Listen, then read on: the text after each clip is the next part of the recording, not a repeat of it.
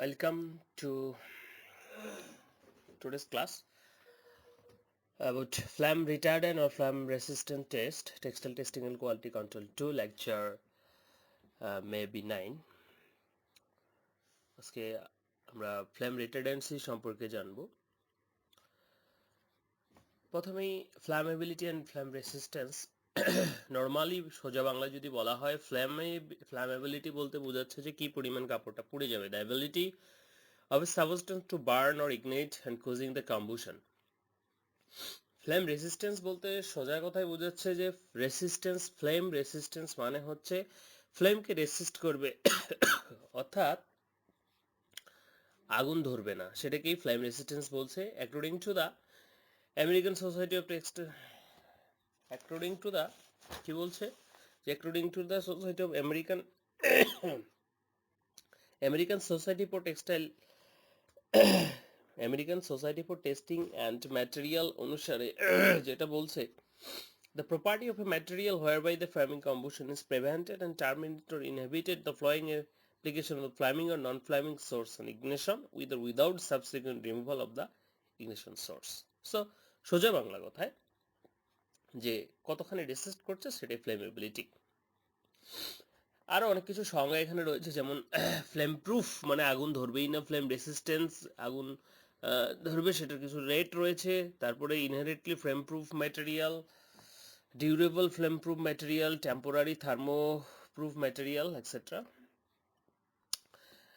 Factors affecting the flame resistance, কি ফ্যাক্টরগুলি সাধারণত ফ্লেম রেসিস্ট্যান্সের সাথে জড়িত, মানে ফ্লেম রেসিস্ট্যান্স ফ্লেমকে রেসিস্ট করবে, আগুনের সাথে পুড়বে না, এই সমস্ত বিষয়গুলি। আমরা প্রথমেই যদি বলি ফাইবার কন্টেন্ট, যে কি ধরনের ফাইবার কন্টেন্ট করছে, সেটা ন্যাচারাল নাকি ম্যানমেড, সেলুলোজিক নাকি প্রোটিন, কি ধরনের ফাইবার। আমরা সাধারণত দেখি যে বিভিন্ন ফায়ার ব্রিগেড যারা আছেন তারা কিন্তু আগুন নেভানোর জন্য অনেক সময় পাটের বস্তা ইউজ করে থাকেন বা চট ইউজ করে থাকেন। সো সেলুলোজিক ফাইবারগুলি কিন্তু থার্মোপ্লাস্টিক ফাইবার বা ম্যানমেড ফাইবারগুলি থেকে অনেক বেশি ফ্লেম রেসিস্ট্যান্স, অর্থাৎ তাড়াতাড়ি আগুন ধরে না, একটু ধীরে আগুন ধরে থাকে। সেই ক্ষেত্রে এখানে সেলুলোজিক ফাইবার, উল, নাইলন, ট্রায়ালিন এক্সেট্রা রয়েছে। টাইপ অফ ইয়ার্নটা কি ধরনের সেটার উপর কিন্তু অবশ্যই নির্ভর করছে। এটা কি টুইস্টেড, অনেক বেশি টুইস্ট, এটা কি ডাবল মাল্টিফোল্ডেড বা কি ধরনের, এটা যত বেশি টাইট এবং মাল্টিফোল্ডেড বা এই ধরনের হবে তখন কিন্তু আসলে আগুন ধরতে একটু সময় লাগবে। ফেব্রিক স্ট্রাকচারের উপরও ডিপেন্ড করছে, এটা কি ধরনের ফেব্রিক, নিটিং, উইভিং অথবা ফেল্টিং, কি ধরনের, নন ওভেন এজ লাইক, এটা ডিপেন্ড করছে কতখানি হ্যাভি স্ট্রাকচারের, মানে কত ফাঁকা জায়গা কম ভিতরে, সেটাই। যত বেশি হেভি অর্থাৎ জিএসএম যত বেশি হচ্ছে, অর্থাৎ ফ্যাব্রিকের ভিতরের জায়গা যত কম হচ্ছে, কোর্স এবং ওয়েলস অথবা ওয়ার্প এবং ওয়েবচের মাঝখানের জায়গাগুলি যত কম হচ্ছে, অর্থাৎ অনেক বেশি চাপানো, সেই ক্ষেত্রে কিন্তু ফ্যাব্রিক স্ট্রাকচারের ক্ষেত্রে আগুন কম ধরবে। ফ্যাব্রিক ওয়েট অবশ্যই হাই জিএসএম এর ফ্যাব্রিকে কিন্তু আগুন তাড়াতাড়ি ধরে না। আচ্ছা, এখন mechanism of the combustion of a fire, এটা ফায়ারের জন্য কম্বুশনের জন্য যে মেকানিজম সেটা কি, অর্থাৎ একটা বস্তুতে আগুন কিভাবে ধরে। আমরা জানি আগুন ধরার জন্য যে তিনটা বস্তু প্রয়োজন, সেটা আমরা যে হিট, অক্সিজেন এবং সুইটেবল ফুয়েল। হিট লাগবে আগুন ধরার জন্য, সাথে আগুন জ্বলার জন্য অক্সিজেন লাগবে এবং তাকে প্রভাবিত করার জন্য ফুয়েলও লাগবে। তো আমরা যখন দেখি একটা বস্তুতে কখন আগুন ধরবে, এখানে একটা চার্ট দেওয়া রয়েছে, আমরা যদি একটু লক্ষ্য করি দেখা যাচ্ছে যে হিট যখন ফাইবার বা ফ্যাব্রিক যেটার উপরই পড়ুক না কেন, সেটা আস্তে আস্তে কিন্তু পাইরোলিসিস টেম্পারেচারে চলে যাচ্ছে। যখন অনেকক্ষণ ধরে হিট দেওয়া হচ্ছে তখন কি হচ্ছে, ফেব্রিকটার ভিতরে যেমন চার ফর্ম করছে, নন ফ্লামেবল গ্যাস ফর্ম করছে, ফ্ল্যামেবল গ্যাস ফর্ম করছে সেখানে, এবং এয়ারের অক্সিজেন তো আছেই। সেটা যখন ফ্লামেবল গ্যাস আরও বেশি টেম্পারেচার দেওয়া হচ্ছে তখন কি হচ্ছে, ফ্লামেবল গ্যাসের সহযোগিতায় সেটা কিন্তু হিটের কারণে, ফ্লামেবল গ্যাসের সহযোগিতা এবং অক্সিজেনের উপস্থিতিতে সেটা পুড়ে যাচ্ছে, কম্বুশন হচ্ছে।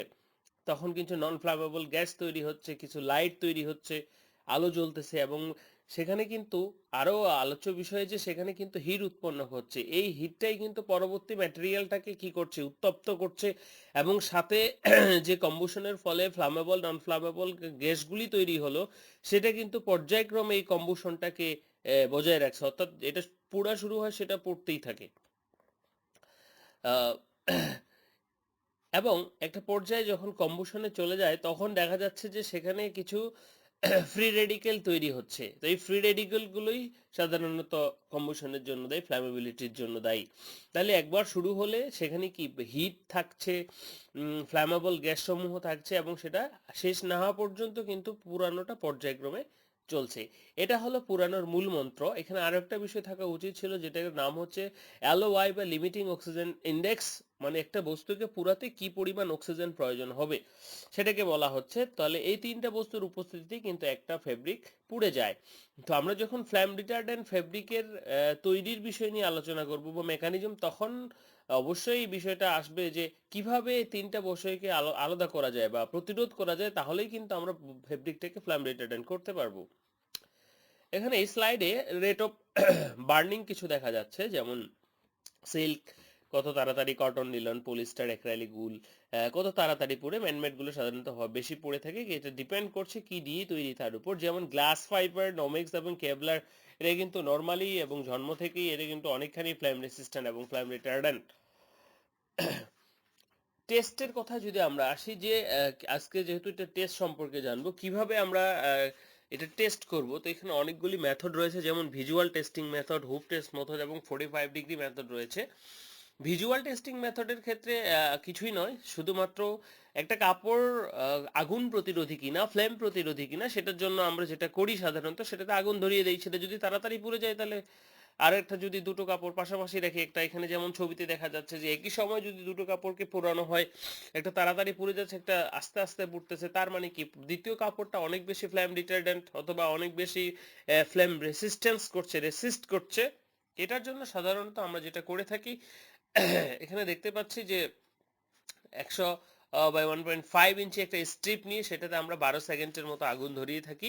তারপর মেপে দেখি কতটুকু সেটা আগুন ধরেছে বা কতটুকু পুড়ে গেছে, ফ্লেমের মেজার করি, অথবা কত সময়ের জন্য সেটা গুণ দিলেই কিন্তু ভিজুয়াল টেস্টিং যে মেথডটা, অর্থাৎ চোখে দুটো স্যাম্পল একই সাথে আগুন ধরানোর ফলে কার কতখানি পুড়ে গেছে কত সময়ে, সেটাই আসলে ভিজুয়াল টেস্টিং মেথড। এরপরে আরেকটি মেথড রয়েছে যেটার নাম হচ্ছে হুপ টেস্ট মেথড। বলা হচ্ছে যে ফেব্রিকটাকে একটা সেমি সার্কুলার ফ্রেমে যখন আমরা মাউন্ট করে আগুন ধরিয়ে দিব, তখন আসলে সেই ফ্লেমটা কত তাড়াতাড়ি বা কতখানি জায়গা জুড়ে স্প্রেড হচ্ছে, সেটাকে আমরা সাধারণত হুপ টেস্ট বলি। এইটার ক্ষেত্রেও আমরা দুটো, একটা ট্রিটেড বা ফ্লেম রিটার্ডেন্ট স্যাম্পল, একটা আনরিটার্ডেন্ট স্যাম্পল, একখানে করে দুটোতে আগুন ধরিয়ে দিয়ে আমরা টেস্ট করতে পারি। 45 ডিগ্রি টেস্ট বা 45 টেস্ট, এটা সবচেয়ে বেশি প্রচলিত বর্তমানে। এর STM এর অনুসারে D1230 and 94 টেস্ট। তো এই টেস্টের মূলনীতি কি? বলা হচ্ছে যে use to measure and describe the properties of a natural or synthetic ফ্যাব্রিকের ক্ষেত্রে আমরা ইউজ করে থাকি। তো এখানে দুটো ফ্যাক্টর সাধারণত দেখা হয়, age of the ignition, how fast the sample catches on fire, কত তাড়াতাড়ি আগুন ধরছে। দ্বিতীয়ত ফ্লেম স্প্রেড টাইম, যে কত তাড়াতাড়ি প্রথমটা আগুন ধরছে এবং কতখানি স্প্রেড, কত তাড়াতাড়ি স্প্রেড করছে সেটা। এটা কিভাবে কাজ করে, আমরা এখানে একটা অ্যারেঞ্জমেন্ট দেখতে পাচ্ছি। যেহেতু এই টেস্টের ক্ষেত্রে 45 ডিগ্রি বলা হয়েছে, তাহলে সেটা 45 ডিগ্রি অ্যাঙ্গেলে কিন্তু বসানো হচ্ছে। যে এখানে স্যাম্পলটাকে একটা ক্লিপের মধ্যে বসিয়ে 45 ডিগ্রি অ্যাঙ্গেল করে দেওয়া হচ্ছে। এখানে একটা গ্যাস ফ্লেম রয়েছে। এখানে কি করা হয়, গ্যাস ফ্লেমটাকে আগুন ধরিয়ে ফেব্রিকটার সাথে একটা নির্দিষ্ট সময় মাউন্টেড করে কতখানি পুড়ে যাচ্ছে সেটা দেখা হয়, বা কত সময় পুড়ে যাচ্ছে সেটা দেখা হয়। তো এটার জন্য কি লাগবে, 45 ডিগ্রি ফ্ল্যামেবল টেস্টার, যেটা আমরা একটু আগে আগের স্লাইডে দেখেছি, প্রি কাট ফেব্রিক স্যাম্পল, যে এই স্যাম্পলটা মাউন্টেড করা রয়েছে, স্যাম্পল ফ্রেম উইথ ক্লিপস, একটু পরের স্লাইডে আমরা দেখে নিব। ব্রাশিং ডিভাইস, যেটা পাইল টু ন্যাপ ফেব্রিকের ক্ষেত্রে সাধারণত ব্যবহার করা হয়। মার্সারাইজ সুইং থ্রেড, আমরা যদি আগের স্লাইডে যাই, এই যে এখানে থ্রেডটা ইউজ করা হচ্ছে এটাকে মাউন্টেড করার জন্য, সেটা। তারপরে যদি আমরা বলি ডাবল সাইজ টেপ, স্পার্কার আগুন ধরানোর জন্য, এক্সেট্রা। স্যাম্পল প্রিপারেশনের ক্ষেত্রে আমাদের কি করতে হবে, যে লন্ড্রিয়েবল বা ড্রাই ক্লিনেবল ফেব্রিক এবং নন লন্ড্রি দুটি ভাগে ভাগ করা যেতে পারে। প্রথমত এখানে যেটা আমরা দেখছি যে 6.5 ইঞ্চি থেকে ইয়ার্স স্যাম্পল কেটে নিতে হবে, ছয়টা করে, যেটা একটা অরিজিনাল ফেব্রিক থেকে একটা লান্ড্রেড করে সেখান থেকে নিতে হবে, আর একটা নন লান্ড্রেড থেকে নিতে হবে। কেটে নেওয়ার পর সেটাকে আমাদের সাধারণত ওভেন ড্রাই করতে হবে, যে সেখানে কোনো পানি আছে কিনা। যদি পানি থাকে তাহলে কিন্তু তাড়াতাড়ি পুড়ে যাবে না, সেই ক্ষেত্রে আমরা 30 মিনিট ধরে 105 ডিগ্রি সেন্টিগ্রেডে ওভেন ড্রাই ওয়েট নিব। তারপর অ্যাটলিস্ট 15 মিনিট ডেসিকেটরে রেখে দিব, যে এটা আবার জলীয় বাষ্প শোষণ করছে কিনা এই ধরনের। তারপর স্যাম্পলটাকে আমরা একটু ব্রাশ করে নিব এদিক করে, তারপর সেটাকে স্যাম্পলটাকে মাউন্ট করব। আমরা এখানে যদি দেখি যে স্পেসিমেন প্রিপারেশনের ক্ষেত্রে নির্দিষ্ট দৈর্ঘ্যে আমরা কেটে নিচ্ছি, তারপর এটা স্পেসিমেন হোল্ডার আমাদের স্পেসিমেনটাকে হোল্ড করছে ক্লাম্পের সাহায্যে। তারপর এখানে এই যে আমরা ফ্লেমে বার্নিংটা দেখতে পাচ্ছি 45 ডিগ্রি অ্যাঙ্গেলে বসাচ্ছি।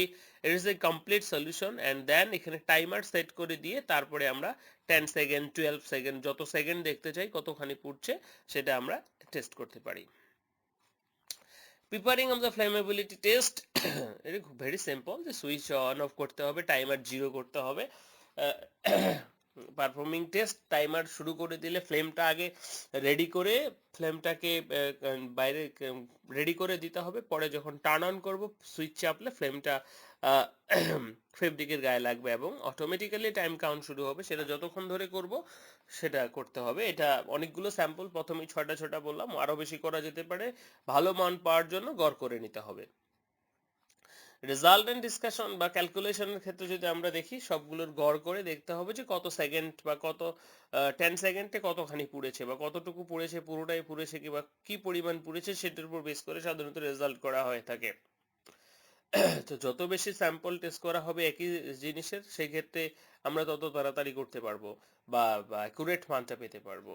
এখানে আরো কিছু কথা থেকে যায়, যেমন ফ্লেম প্রুফ এবং ফ্লেম রেসিস্ট্যান্ট ফিনিশিং সম্পর্কে। যেমন কিছু ফেব্রিক আছে যেটার কথা আমরা একটু আগে জানলাম, যে ইনহারেন্টলি বা জন্ম থেকেই কিন্তু তারা ফ্লেম প্রুফ, মানে সহজেই কিন্তু তাদেরকে আগুন ধরে না। যেমন গ্লাস ফাইবার, অ্যারামিড ফাইবার, এদের কিন্তু জন্ম থেকেই আগুন ধরে না বা ফ্লেম প্রুফ।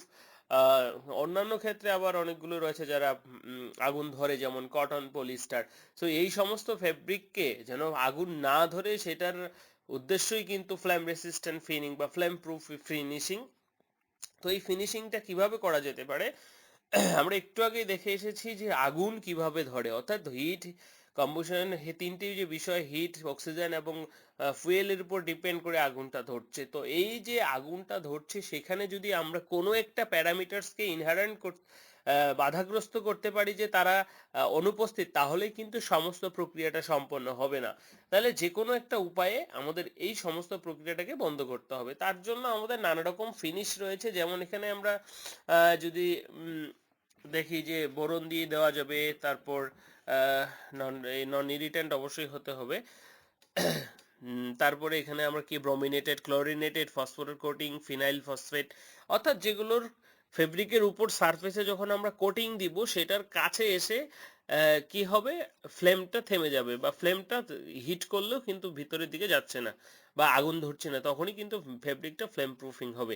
তো এখানে অনেকগুলি মেথড দেওয়া আছে, যেমন cooling endothermic processes by forming protective layer by dilution, recommend gas phase in the solid phase। এই যে গ্যাস এবং সলিড ফেজ যে দুটো কথা আমি বললাম একটু আগে, যে যখন পাইরোলাইসিস টেম্পারেচার এবং কম্বুশন টেম্পারেচার হিটের কারণে সেখানে কিন্তু গ্যাস এবং সলিড ফেজের সৃষ্টি হচ্ছে।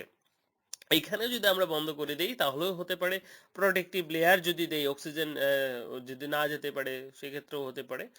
So this is very simple. Flame retardancy, তো আজকে যেটা ছিল যে ফ্লেম রিটার্ডেন্সি কি, এটা অনেক সহজ একটা টার্ম, কোন কোন বিষয়গুলোর উপর নির্ভর করে এটা কিভাবে করা হয় এবং কিভাবে টেস্টগুলি করা হয়। এই লেকচারের প্রতি আমাদের সবচেয়ে বেশি যেটা জোর দিতে হবে সেটা হচ্ছে টেস্টিং মেথডটা কি, আর দুই একটা প্রথমের দিকে যে সংজ্ঞাগুলি ছিল ফ্ল্যামেট্রি কি, এগুলো পড়তে হবে। আমি নিচে একটা ভিডিও লিংক দিয়ে দিয়েছি, যেখানে ফ্ল্যামেবিলিটি টেস্টার 45 ডিগ্রির যে টেস্টটা সেটা এসটিএম অনুসারে দেওয়া আছে, তোমরা সবাই এখান থেকে দেখে নিবে। সো আজকের এই ছোট লেকচারের জন্য সবাইকে ধন্যবাদ। আমার মনে হয় যে ফ্লেম রিটার্ডেন্স সম্পর্কে তোমাদের ধারণা জন্মেছে এবং ফ্লেম রেসিস্ট্যান্ট টেস্ট কিভাবে করা হয় সে সম্পর্কে ধারণা জন্মেছে, এবং ভিডিওর যে লিঙ্কটা দিয়েছি সেখান থেকে যদি তোমরা দেখে নাও তাহলে আরেকটু ক্লিয়ার হবে। তো সবাইকে ধন্যবাদ আজকের লেকচারের জন্য। Thank you. Welcome to today's class.